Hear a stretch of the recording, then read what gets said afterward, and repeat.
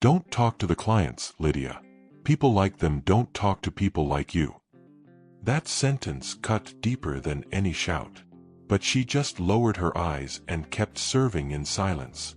No one there knew that this humble waitress carried a secret powerful enough to bring down a millionaire and turn a moment of humiliation into a lesson the whole world would remember. It only took one lunch, and a voice no one expected to hear. Subscribe to Fire Story, because one day, the silence of the humiliated becomes the most powerful answer of all. The clock struck 7:30 in the morning as the smell of freshly brewed coffee mixed with the clatter of pans at the Golden Leaf Bistro, an upscale restaurant in the heart of San Francisco. Lydia Morales always arrived before everyone else. She wore the same worn-out uniform, a neatly washed apron, and her hair tied back in a simple bun. There was something about her, a quiet serenity, that unsettled those who couldn't understand the strength of someone who carries the world without complaint.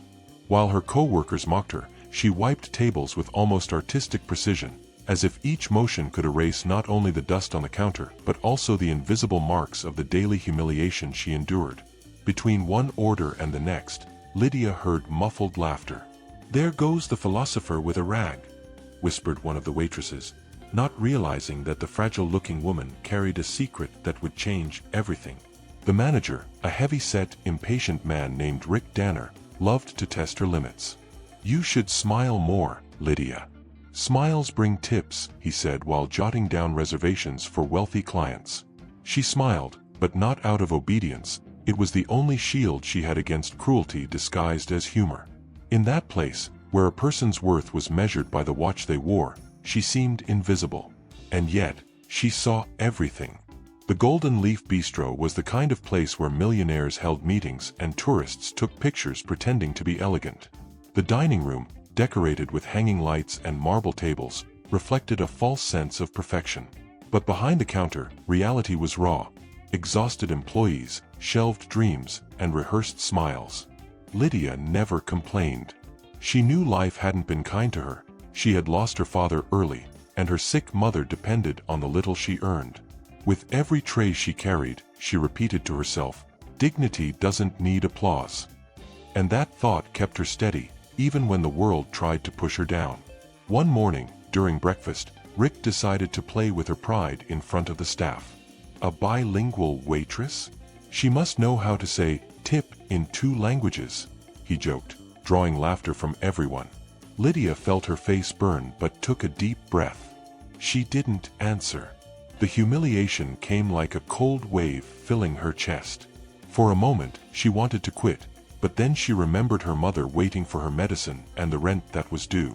So, she simply gathered the glasses, wiped the counter, and went back to work, not knowing that her silence would one day become her greatest weapon. Customers came and went, leaving tips that felt more like scraps from a life that knew no compassion. Lydia watched couples laughing, businessmen closing deals, and wondered what it would be like to be on the other side, the side of those who were heard. The difference between them wasn't intelligence, but opportunity. "She was born to serve," someone once whispered. Lydia pretended not to hear, but the phrase stuck in her mind like a scar. Every word of contempt was a seed. And destiny, patient as ever, knew when to make them bloom. Despite the pain, there was something luminous about her, a quiet discipline, a discreet faith that kept her from giving up. On cold nights, she studied alone with books borrowed from the public library. She loved learning languages, not out of vanity, but curiosity. The sound of foreign words made her feel free, even surrounded by the walls of routine. Deep down, something inside her knew that this secret, her gift for languages, would one day matter. But for now, she kept it hidden like a jewel in a torn pocket, afraid to lose it, yet not brave enough to show it. Days dragged on between rushed orders and indifferent looks. The manager shouted, the co-workers gossiped, and the clients' laughter echoed like the soundtrack of a cruel movie. Lydia had learned to recognize the sound of humiliation. It came in short laughs, in eyes that looked through her, in words that sounded kind but stung deeply. Even so, she walked with her back straight, as if carrying something sacred, perhaps an invisible lesson, a wisdom that time would one day reveal. There was something in her eyes that blended sadness and resilience, like a flame stubbornly refusing to die out. Lunch was underway, and Nathan, unaware of what was happening, was preparing to sign the contract. Lydia looked at him, and for a second, saw a reflection of herself. A powerful man, blind to the fact that he was being deceived. The difference was that this time, power and truth rested in the hands of the most unlikely person in the room. Fate loves to play with the world's hierarchies, and in that instant, something inside her broke free from fear. She didn't yet know what she would do, but she knew she would do something. And when courage awakens, the impossible starts to lose its grip. The pen slid across the paper. Nathan looked up and smiled at the investors. Lydia felt her pulse pounding at her temples. Everything seemed to move in slow motion. The gesture, the laughter, the distant sound of silverware. Her heart screamed, "Speak now." The thought echoed so loudly it almost became sound. Suddenly, time stopped. And in that moment, between muffled conversations and the clinking of glasses, she understood. Some of life's lessons aren't learned from books, they're revealed when truth demands a voice. And her voice was about to change everything. The clock seemed to tick slower as Lydia realized the contract was seconds away from being signed. Every passing moment sounded like a sentence. Sweat ran down her temples, her heart raced. The CEO's hand moved toward the pen with the confidence of a man convinced he was closing the deal of the century. But Lydia knew what hid behind the investors' polite smiles. The translator, speaking too fast, hesitating on terms, avoiding eye contact, was twisting everything. Those words in Mandarin were the kind of secret few could understand, but she knew them well. She had to act, even if it cost her everything. For a moment, she thought about backing down. Fear whispered, "It's not your problem, Lydia." But her conscience roared louder. She looked at Nathan, the millionaire who had no idea of the trap he was about to fall into. Suddenly, everything she had lived through, every mocking laugh, every humiliation swallowed in silence, seemed to converge into that single instant. As if fate, mischievous as ever, had saved all her hardest days for this exact moment. The pen touched the paper, and that was when Lydia stepped forward, feeling the floor tremble beneath her feet.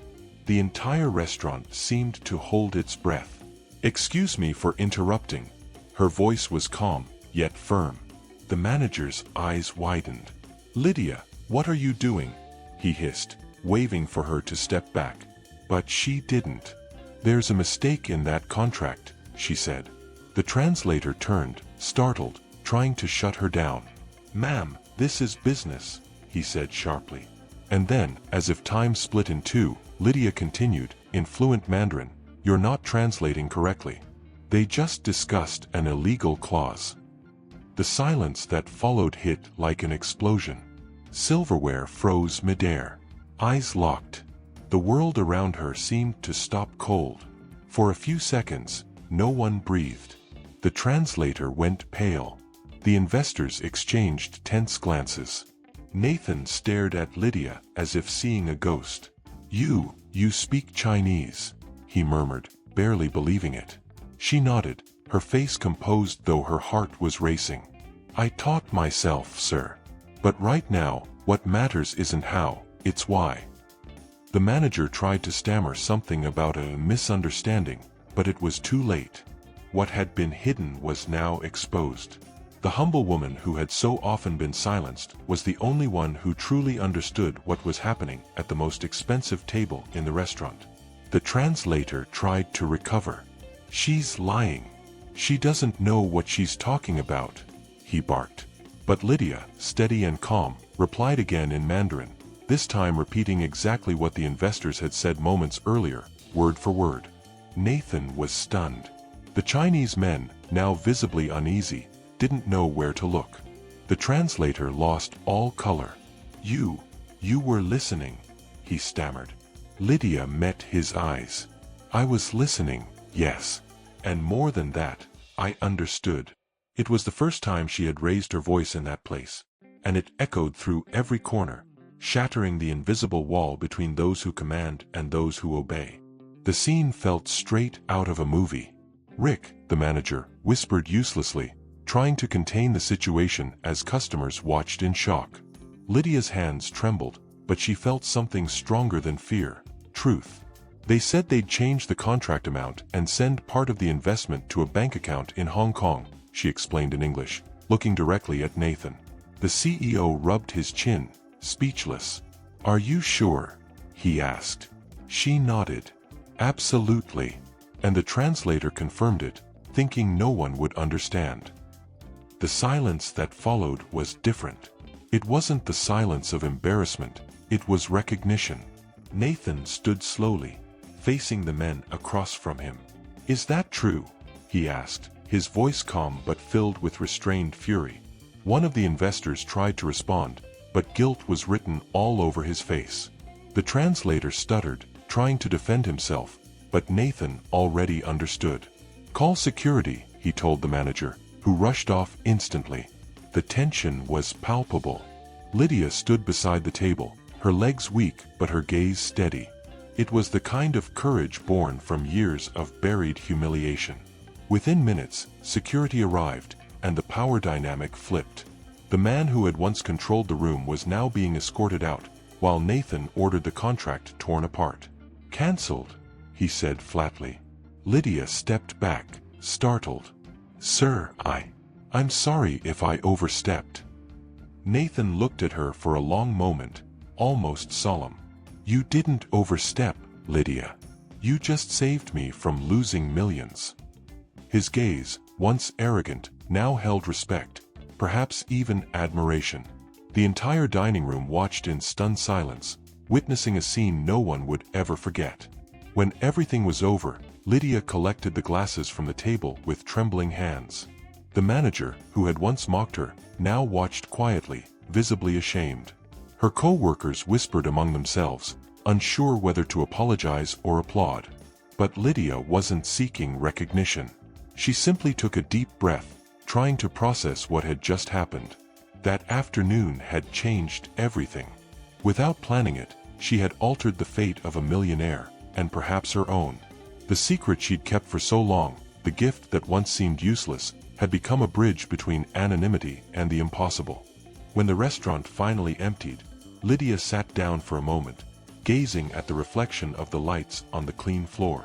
She felt exhausted, but lighter. The fear that had once ruled her was now replaced by an unexpected peace. "Maybe life put me here for a reason," she thought. Outside, the city lights flickered, as if the universe were winking back at her.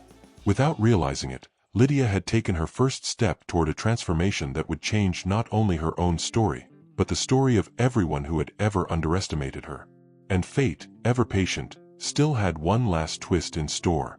When the last customer left, the Golden Leaf Bistro felt different.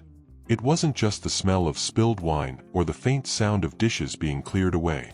It was the atmosphere, heavy, charged, as if the very air had witnessed something unforgettable. Lydia stood there, still holding her tray, staring at the spot where the translator had been escorted out minutes earlier. The voices that once humiliated her were silent now.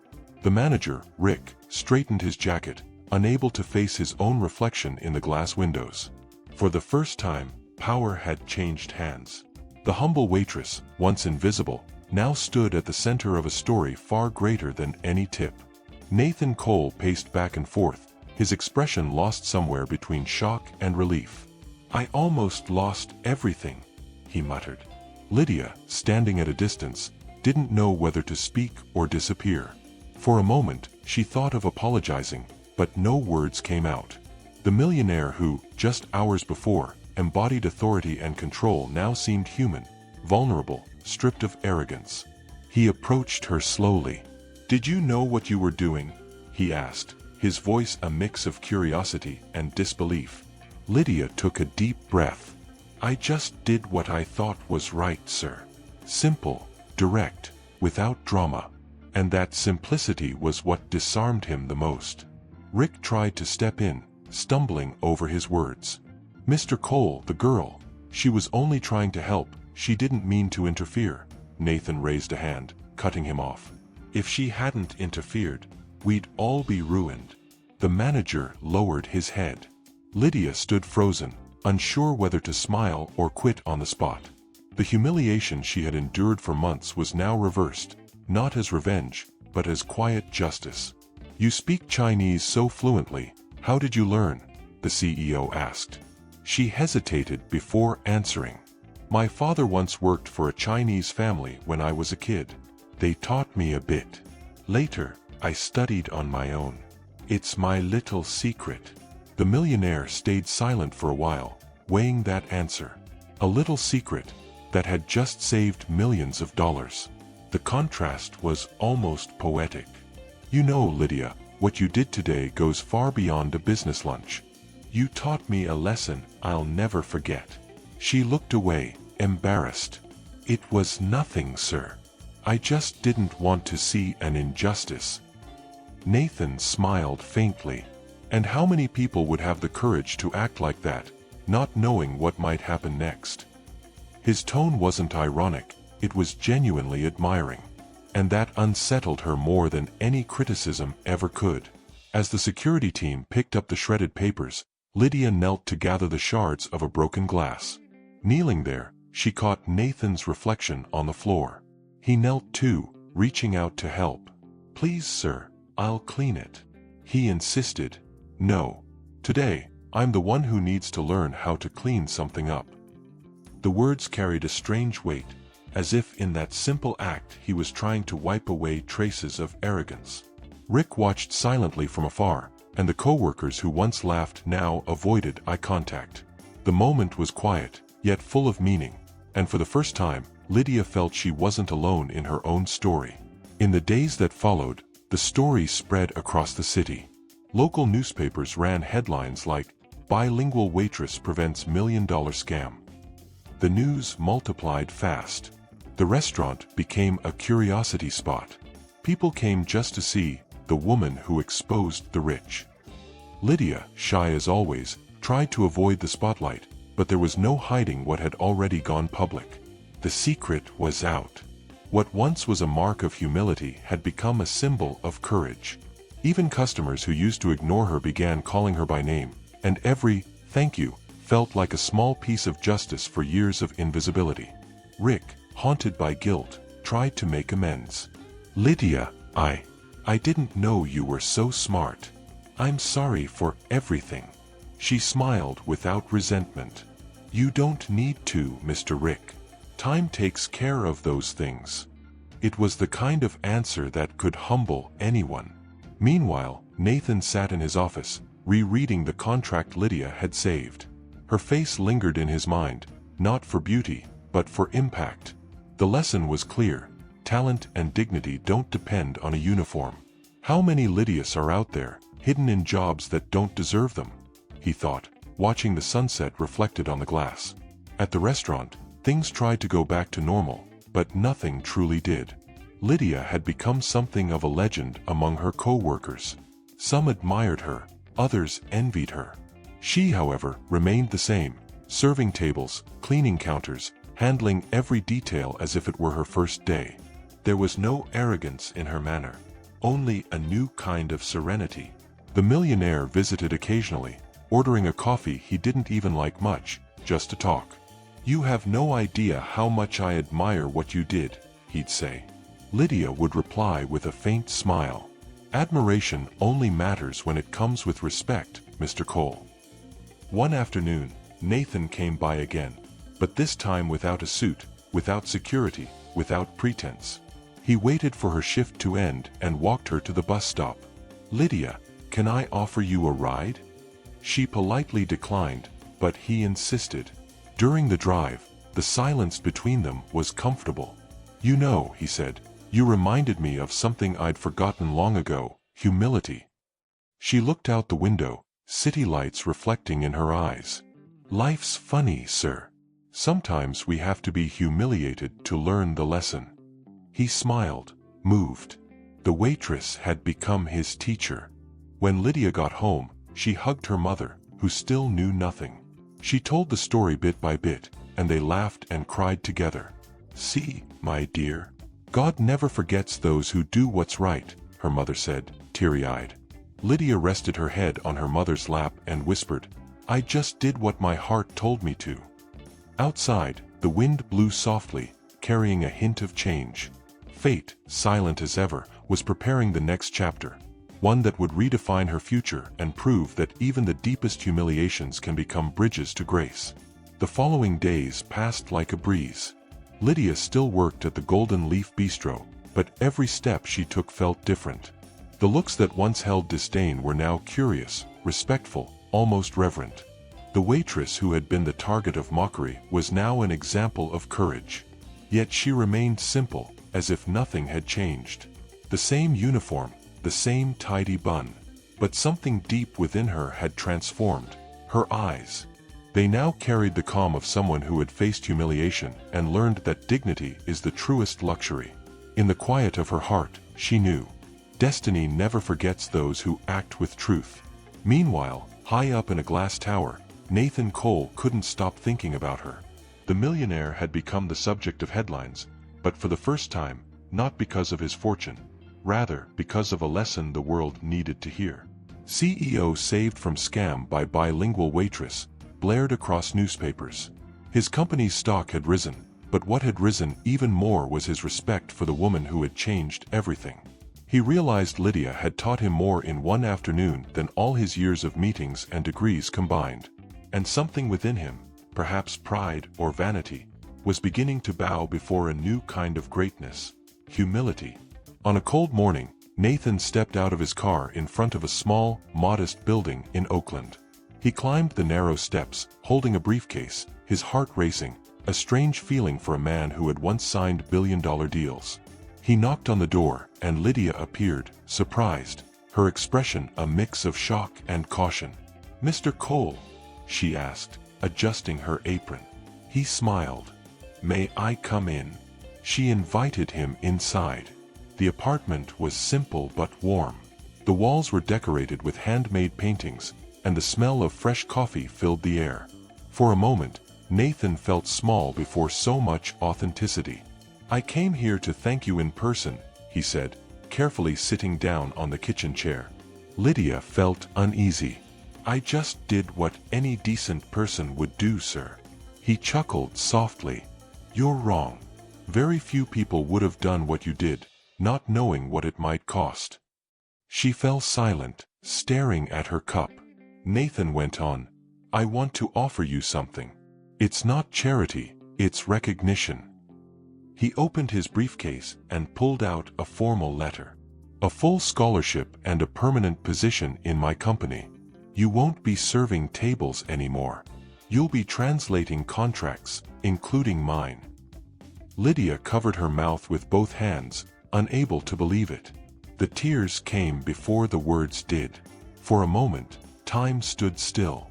Lydia looked at the letter, then at him. "Why me, sir? There are so many people more qualified," Nathan smiled. "Because a diploma teaches rules, but only life teaches character. And character isn't something you can buy." The words hung in the air like a prayer disguised as advice. Lydia cried quietly, and he respected her silence, the same silence he had once mistaken for weakness. Now he understood. It was strength. "Accept it," he said at last. "Not because of what happened, but because of what's yet to come. The world needs people like you." And Lydia, moved, simply nodded. The next day, she said goodbye to the restaurant. Her co-workers applauded, some embarrassed, others sincerely touched. Rick, the manager, tried to hold back tears. "You deserve the world, Lydia," he said, his voice trembling. She smiled. "The world is generous with those who learn to wait." The phrase echoed through the restaurant's walls, blending with the smell of fresh bread and hot coffee. The Golden Leaf Bistro, once a symbol of humiliation, had now become the stage of a new era, one where humility had a face, a name, and a story. Every table she had once cleaned now carried the shine of a lesson that would never fade. Months later, Lydia walked through the company's headquarters, now wearing a suit and an ID badge. Curious eyes turned toward her, some recognizing her story, others simply admiring her quiet composure. In the elevator, she remembered the days when she had been ignored at the restaurant. Now, executives sought her opinion, invited her to meetings, praised the precision of her translations. And with every contract she translated, she recalled the millionaire's words: "A diploma teaches rules, but only life teaches character. It had become her mantra, and her silent mission. One afternoon, Nathan called her into a meeting. At the end, as they stood watching the sunset reflected on the office windows, he said, "You know, Lydia, sometimes I catch myself thinking, what if you hadn't spoken that day?" She smiled softly. "Maybe someone else would have.